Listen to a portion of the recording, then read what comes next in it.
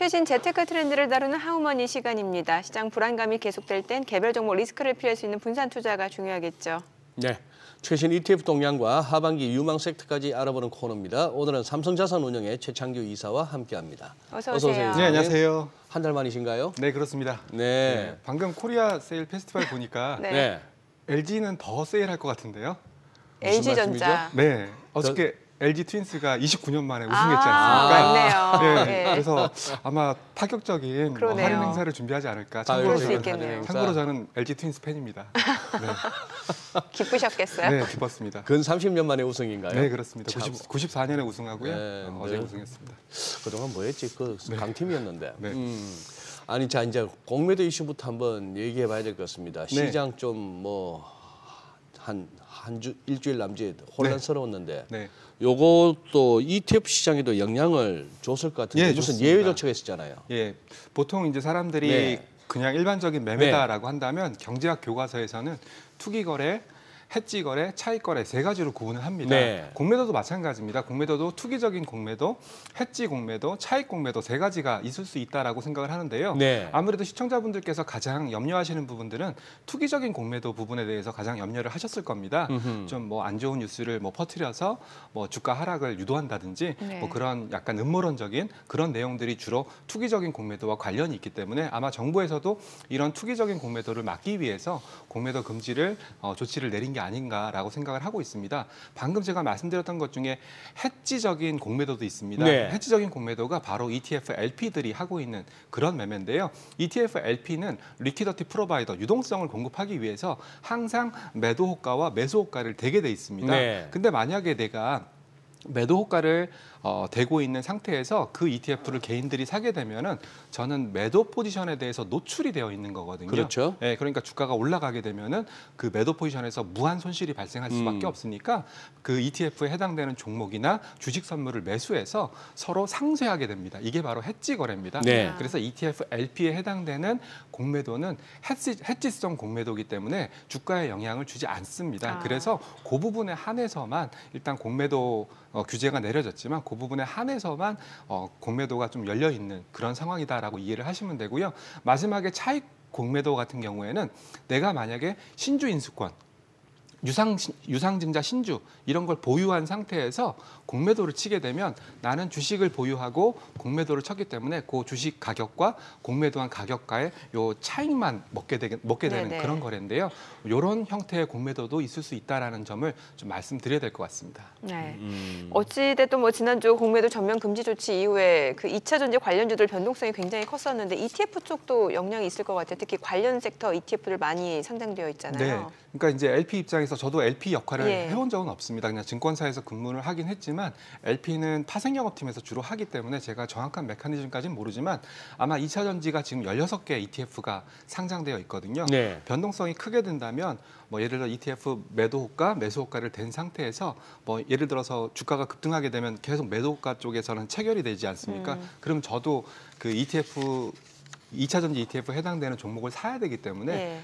LP 쪽에서 2차 전지 ETF를 사는 그런 수요도 있을 수 있었다라고 생각을 하고 있고요. 반대로 주가가 떨어지게 되면 또 매수 호가에서 체결이 되니까 그렇죠. 그 샀던 2차 전지 주식을 좀 매도하는 그런 LP들의 움직임도 굉장히 빠르게 나타났기 때문에 2차 전지 ETF 역시도 뭐 LP 입장에서도 그렇고 투자자 입장에서도 굉장히 좀 너무 변동성이 커서 좀 골치가 아팠을 거다라고 생각을 하고 있습니다. 네. 사실 그러니까 지난주 월요일 같은 경우 이제 공매도 금지가 토요일, 일요일 주말을 갖다가 보내면서 전격적으로 발표되니까 네, 그렇게 급등을 해버렸지 않습니까? 네 월요일 날. 그렇습니다. 그날 하루만 해도 그 2차 전지 인버스 ETF 손실이 엄청났다고 들리는데 네네네. 자 지금 이제 이게 그래요. 위만 배팅하는 게 아니고 아래쪽으로도 배팅하는 상품들이 다양하고 네네네. 또 투자자분들도 나눠 있으니까 네. 뭐라고 얘기하기가 애매합니다. 그렇습니다. 특히 저희처럼 뭐 레버리지 상품, 즉 올라가는 거에 배팅하는 상품도 있고 네. 인버스 상품도 있는 운용사 입장에서는 네. 이걸 사십시오라고 말씀드리기도 어렵고 또 파십시오라고 말씀드리기도 상당히 어렵습니다. 그래서 이제 제가 장표를 하나 갖고 왔는데요. 네. 지금은 2차 전지는 저도 뭐 펀더멘탈을 자세히는 모르지만 펀더멘탈적인 측면으로 접근하기보다는 뭐 심리적인 측면으로 접근해야 되지 않을까 그런 생각을 좀 하고 있고요. 그래서 2차 전지 레버리지 ETF와 2차 전지 인버스 ETF, 인버스 ETF는 마이너스 한 배, 즉 하락에 배팅하는 네. ETF거든요. 그 둘 간의 거래량을 서로 나눠봤습니다. 이 파란색으로 나타나 있는 차트가 인버스 ETF 거래량과 레버리지 ETF 거래량을 나누는 건데요. 저기 보시면 꼭지, 파란색이 꼭지로 나타났던 그런 부분들이 보일 텐데 이때가 바로 인버스 ETF 거래가 굉장히 활성화됐던 시점입니다. 인버스 ETF 나누기 레버리지 ETF입니까? 레버리지 ETF 나누기 인버스 ETF니까 이게 올라가 버리면 인버스 거래량이 굉장히 많다라고 해석하시면 됩니다. 잠깐만요. 저 파란색 말씀하시는 네, 거예요? 파란색 말씀드리는 겁니다. 파란색이 어떻게 구해지는 거라고요? 그러니까 인버스 ETF의 거래량이 굉장히 많을 때 저런 그 나눠서 제가 레이쇼를 만든 거기 때문에 네. 인버스 ETF 포컬레이션 구하듯이 한 거 맞습니다. 아닙니까? 정확합니다. 그럼 분모의 분자의 인버스란 얘기죠. 네, 그렇습니다. 분모가 레버리지고. 네, 맞습니다. 분모가 그래, 레버리지 높은 레벨은 인버스를 많이 거래했다는 맞습니다. 얘기네요. 예, 그리고 네. 나서 이제 빨간색 선이 네. 코덱스 2차 전지 산업 ETF 주가거든요. 네. 예, 보시면 뭐 약간의 레깅, 시간 차이는 있긴 있었지만 인버스 ETF의 거래량이 거의 극대화된 시점에서 2차 전지 ETF의 바닥이 어느 정도 형성이 됐으니까 뭐 간단한 엑셀로 구하실 수 있을 겁니다. 아하. 2차 전지 레버리지 ETF와 인버스 ETF의 거래량을 날마다 좀 수기로 좀 적으셔가지고 그걸 나누셔가지고 너무 한쪽으로 치우치면 이건 네. 마찬가지가 될 수도 있습니다. 레버리지 ETF의 거래량이 또 극대화될 수도 있습니다. 그렇죠. 이럴 때는 심리적으로 좀 약간 조심해야 되는 구간이구나라는 생각에서 저 차트를 한번 그려갖고 와봤습니다. 네. 그러니까. 자, 그리고 이제 또 12월 되면은 그 코스피 200하고 코스닥 150 그 정기 변경일이잖아요. 네. 이것도 ETF에 어떤 영향을 미치는지 좀 알려주세요. 예, 정기 변경의 영향은 간단합니다. 예. 어떤 종목이 코스피 200에 들어오거나 어떤 종목이 코스피 200에서 빠지게 되면 네. 그 ETF가 그 종목을 매매를 하게 됩니다. 음. 예를 들어서 들어오는 종목은 네. 당연히 2차 코덱스 200과 같은 코스피 200 ETF에서는 그 종목을 안 갖고 있을 거거든요. 차트에서 보여드렸던 것처럼 TCC 스틸, KG 모빌리티, 사마 알루미늄, 델티움, HD 현대일렉트릭, 영업무역 홀딩스 아직 확정된 건 아니지만 편입 예상 종목입니다. 참고로 저는 이걸 어디서 봤냐면 그 코스콤의 체크 단말기 혹시 쓰십니까? 체크 단말기. 체크 단말기. 예, 유료 단말기인데 예. 그 체크 단말기에서 서비스를 하고 있더라고요. 유료라면서요. 네, 유료 단말기긴 한데 뭐 그렇게 비싸지 않으니까 아니면 가까운 증권사 가시면 체크 단말기가 다 놓여져 있으니까 보시면 되고요. 이런 종목들은 아직까지 코덱스 200과 같은 코스피 100 ETF에서 안 들고 있습니다. 네. 근데 만약에 TCC 스틸이 코스피 100 편입이 확정됐다. 라고 발표를 하게 되면 이 코덱스 200과 같은 ETF들은 그 종목을 그 정기 변경일 리밸런스 전날에 맞춰서 사게 되거든요. 그래서 그런 이벤트들이 ETF 때문에 영향을 받는다라고 생각하시면 될 것 같습니다. 예. 그래요. 지금 그러면은 우리도 요즘 뭐 미국에서는 AI 네. 아닌 게 아니라 거의 인터넷 혁명 시절만큼이나 AI가 네. 화두가 되고 있는데 네. 우리도 그러면 이번에 관련 ETF가 좀 생기고 있나요? 아유, 정말 미치겠습니다. 왜요? 너무 많이 AI 이름 붙은 ETF들이 많이 생기고 ETF들이? 있어가지고요. 네, 저희도 참 힘든데요. 왜 힘드냐면 저도 AI를 완벽하게 모르거든요. 네네. 예, 근데 한 가지 조심하셔야 될 것은 한 3가지 정도 조심하셔야 되는데 첫 번째 AI 이름이 붙은 ETF는 3종류가 있습니다. 3종류가 있습니다. 세 종류? 예, 3가지 종류가 있습니다. 헷갈리시면 안 됩니다. AI를 구현할 때 가장 많이 들어가는 게 반도체나 GPU지 않습니까? 네. 그래서 하드웨어 쪽에 집중한 AI ETF가 있습니다. AI 서비스를 하기 위해서 많이 쓰는 뭐 엔비디아 같은 GPU 그리고 HBM과 같은 메모리 이런 하드웨어 쪽에 집중한 게 있고요. 두 번째, 우리가 AI를 이용해서 서비스를 할 수 있지 않습니까? 뭐 루닉 같은 회사가 대표적인데요.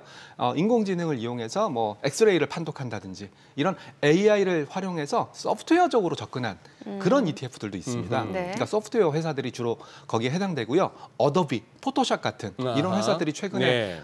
인공지능을 이용해서 자동으로 보정을 해주는 그런 서비스들을 많이 하고 있거든요. 그래서 하드웨어, AI 하드웨어 ETF, AI 소프트웨어 ETF, 그리고 마지막 3번째는 뭐냐면 아무래도 사람은 네. 공매도 과열, 뭐 금지 그러면 굉장히 비이성적이 되지 않습니까? 그러면 뭔가 좀 기계가 네. 아니면 소프트웨어가 이럴 때는 주식을 팔아야 돼, 이럴 때는 주식을 사야 돼. 인공지능을 이용해서 또 운용을 해준다고 하면 사람들이 네. 또 현혹할 수밖에 없지 그렇죠. 않습니까? 예. 그러니까 AI 전략을 이용해서 아. 운용을 해주는 그런 ETF도 있습니다. 아, 종목이 AI 관련주가 아니라 AI 그러니까 인공지능을 이용해서 나는 운용하는 ETF다. 예. 뭐 대표적인 ETF로는 뭐 크래프트라는 한국에 있는 회사가 미국의 AI 전략을 이용해서 나는 S&P 500보다 플러스 알파를 내는 그런 ETF를 상장했거든요.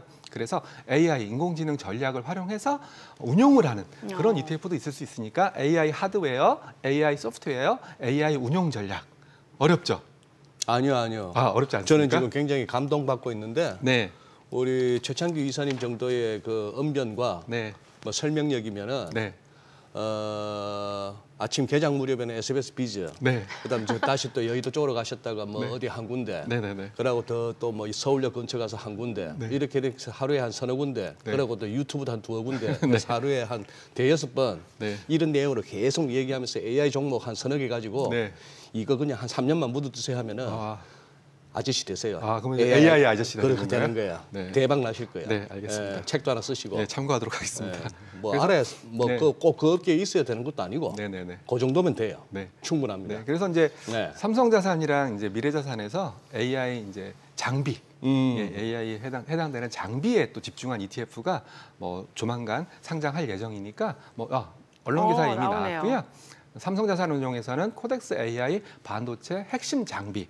그리고 미래자산에서는 타이거 AI 반도체 핵심 공정. 이건 전부 다 하드웨어에 관련된 ETF니까 앞서 말씀드렸던 하드웨어, 소프트웨어, 그리고 운용 전략 이 세 가지를 구분하실 필요가 있습니다. 네. 앞서 저희가 조금 넘어간 부분이 있는데 그 코스닥 150 네. 여기 편입 예상되는 종목도 AI 관련 종목이 꽤 있다면서요? 네, 제가 방금 루닛을 말씀드렸던 예. 것도 루닛이라는 종목이 이번에 코스닥 150에 편입될 가능성이 높다라고 나와 있고요. 그리고 제가 종목을 한번 쭉 살펴보니까 루닛도 AI 그리고 제가 이제 종목을 여러 개 드렸었는데 화면상 요 6개 정도밖에 안 나오는데 또 다른 또 AI 종목들이 이번에 코스닥 150 편입 예상 종목으로 그 체크단말기에서 나오더라고요. 지금 나오네요. 아, 예. 셀바스 AI라든지. 예. 그래서 역시 코스닥에서는 역시 AI가 좀 대세구나. 참고로 코스닥 150은 업종별로 제가 옆에 업종을 붙여놨지 네네. 않습니까? 업종별로 시가총액 순위 갖고 편입 여부를 결정하는 거거든요. 아. 즉 무슨 말이냐면 지금 시가총액이 가장 그 업종에서 커진 종목을 담는 거예요. 네. 그러니까 가는 종목을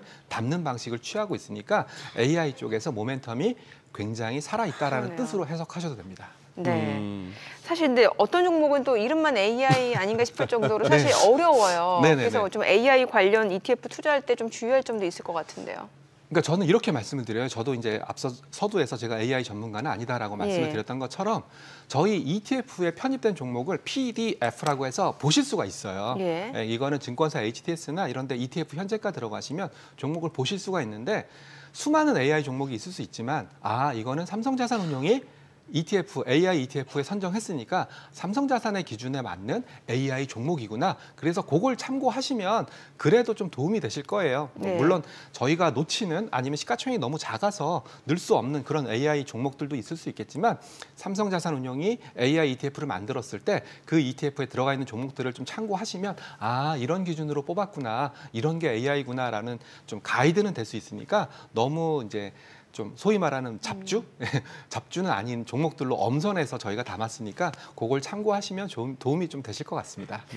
근데 SK 하이닉스는 없고 파두는 있네요. 네. 근데 저희가 이제 한 가지 아쉬운 게 예. 파두가 그래도 시가총액이 꽤 크거든요. 예. 예.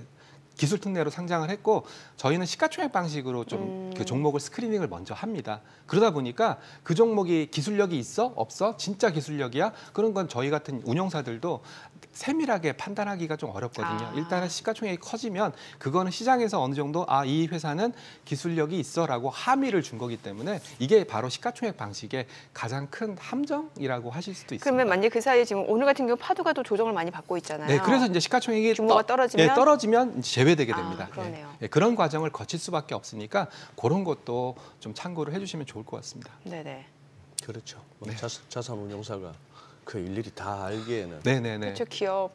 네, 그래서 저희는 일단은 시가총액, 두 번째는 거래대금, 그리고 세 번째는 얘가 관리 종목이야, 아니면 뭐 거래 유의 종목이야, 뭐 이런 그 거래소의 지침 이런 것들을 참고할 수밖에 없기 때문에 뭐 이번 달에 뭐 매출액이 얼마야, 매출액이 얼마 나왔어 이런 것까지는 저희가 할 수는 그렇죠. 없고 그리고 ETF 중에서 그런 ETF도 있어요. 펀더멘탈이라는 말이 붙은 ETF들은 그렇게 그 회사의 영업이익이나 뭐 현금 보유 능력 그리고 지속성 뭐 이런 것들을 판단하니까 펀더멘탈이라는 이름이 붙은 ETF를 좀 찾아보시면 도움이 될 것 그것도 같습니다. 방법이겠네요. 예. 네, 지금 이제 자산 운용사에 적을 두고 있는 최창규 이사에게 예전에 증권사 리서치할 때처럼 네. 장이 어떻게 될까요라고 묻는 거는 넌센스인 것이 여기는 그냥 하우스예요. 네. 손님이 와서 위로 배팅, 아래로 배팅, 손님만 많이 오시면 되는 거예요. 그래서- 위로 배팅하실 분들 위로 배팅하실 상품 만들어 드리고 네.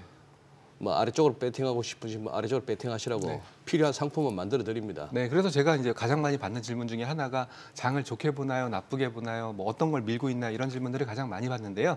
저는 이렇게 얘기합니다. 저희는 호텔신라 뷔페입니다. 호텔신라 뷔페 오셔서 이정민 앵커님이 여기는 뭘 제일 잘해요? 여기는 뭐 미는 음식이 뭐예요? 각자 입맛에 맞춰서 드시라. 이렇게 말씀하지는 않지 않습니까? 네. 물론 같은 뷔페들끼리 어떤 뷔페는 고기가 좋다, 어떤 뷔페는 양고기가 좋다, 뭐 이렇게 약간 차별성은 있죠, 있을 수 예. 있겠지만 저희는 맛있는 음식들을 많이 깔아놓고 아. 투자자분들이 골라 먹을 수 있게끔 만약에 나는 이거 먹고 싶은데 이거 없어. 그러면 그 음식을 만들어내는 그런 역할을 하는 하우스다라고 생각하시면 될 것 같습니다. 굉장히 적절한 비유네요. 그죠? 아니, 최근에 또 빈대가 출몰해서 네네네. 난리가 났는데 그 ETF에서도 그 뭔가 좀 있다면서요, 빈대. 아니요, 없더라고요. 아, 없어요? 예. 빈대가 저도 어저께 방송에서 뭐 생활의 달인인가요? 네. 거기서 빈대 잡는 법 이런 거 나오길래 유심히 봤는데요. 아쉽게도 한국에서는 좀 농업이 인프라가 좀 작다 보니까 뭐 빈대 같은 경우에는 살충제라든지 뭐 그런 방제라든지 이런 쪽이 될 거지 않습니까? 종목 나와 있는 것처럼 경남제약, 경농, 인바이어, 동성제약 이런 종목들이 들어간 ETF를 다 찾아봤거든요. 거의 안 들어가 있더라고요. 아, 네. 저는 있어서 이 질문이 들어간 줄 네, 알았어요. 거의 없고요. 뭐 아쉽게도 우리나라에서는 농업이나 어업, 뭐 수산업 이런 것들의 인프라가 좀 작기 때문에 그런 거와 관련된 ETF는 없고요. 대신에 하나로 ETF는 NH 쪽이지 않습니까? 아, 그렇죠. 네, 그래서 농복합 산업이라든지 그리고 KB스타에서 글로벌 아. 농업 경제라든지 이 두 종의 농업 관련된 ETF가 있으니까 빈대랑은 관련 없습니다. 네, 빈대랑은 관련이 없고요. 그냥 이런 농업이랑 아니면 뭐 농업 융복한 산업과 관련된 ETF 두 종이 있으니까 이것도 한번 재미삼아 한번 찾아봤습니다. 네, 오늘 내용 잘 들었습니다. 고맙습니다. 고맙습니다. 네, 감사합니다.